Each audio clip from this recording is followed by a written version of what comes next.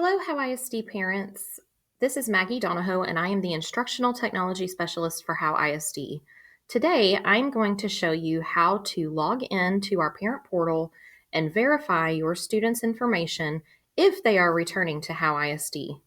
The first step is that you are going to go to howeisd.net and you are going to click on Parents and then Parent Portal.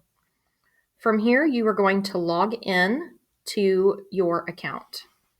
After you log into your account, you are going to see your student information here. If you have more than one student, you will see more than one box. And then you are going to see a red button that says registration. Go ahead and click on registration. After clicking on registration, you are going to see a menu on the left side of your computer, and you're going to see steps 1 all the way down to step 19. For those steps that have been completed, you are going to see a green complete button.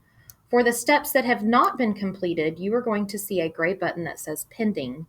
You will need to go through every single one of these steps, 1 through 19, and verify or add current information to your student's account.